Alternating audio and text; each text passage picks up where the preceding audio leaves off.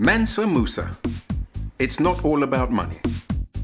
Most people will know the name Mansa Musa and will recognize him as the richest man ever to have lived on earth. He is generally depicted as powerful and dominant, and as a great and rich individual. However, it is well known that the Mali Empire played a major role in structuring West Africa's many other great civilizations and empires. How did this wealth and power come about? Most people's assumption would be through robbing and pillaging. But is that how it was? The Mali Empire came to be when in the early 1200s, a great warrior named Sundiata Keita, the original Lion King, made it happen. He staged a rebellion against the state of Old Ghana and defeated his sovereign forces and consolidated the new empire. Now, to build the Mali Empire, he set up a charter of human rights, the Manden Charter. That's right, way back in the early 1200s. Keita assembled a group of wise men and the chiefs of the various tribes, including Sumenwaro Kante, the Emperor of Soso, whom Sundiata Keita had just defeated in the Battle of Krina. After the Charter's declaration, it was passed down through the griots and bards, who were governors and orators, media of the time, and went on from father to son. And this went on for centuries, highlighting West Africa's rich oral tradition. Most of us believe that the Magna Carta was the first human rights charter. It was written between 1215 and 1297. European historians have dated the Manden Charter to 1236, but others believe it was declared prior to that.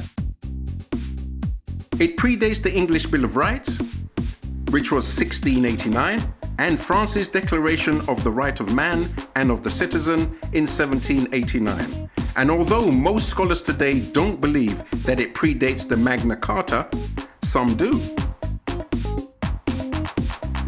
Although the Manden Charter was not initially written down, the spoken document, which has also been called a constitution, contains the preamble and 7 chapters. The Manden Charter speaks on social justice, the sanctuary of human life, women's rights, a right to an education, food security, and even self-expression. The Charter gave equal rights to citizens, including women and slaves. Their aim was to provide peace and social stability. It advocates diversity and spoke of abolishing slavery, which was still present from the old empire. Emperor Keita developed trade in the region and took control of the trade routes across the Sahara, growing the empire's economy. Mali cities, Janneh and Timbuktu, soon grew rich from trade. It wasn't long before they became renowned for their Islamic schools and adobe mosques. Timbuktu even had a well-regarded university containing a library replete with some 700,000 works. The wealth and opulence of the kingdom is mainly depicted by one of its most famous kings, Mansa Musa.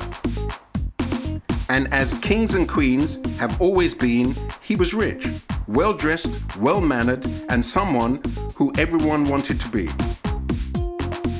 The difference between the wealth and the opulence of the Mali Empire generally, compared to other empires, such as the Roman, the Greeks, and the British empires, is that this empire was built on the principle of human rights and flourished with great success for the good of all during this time.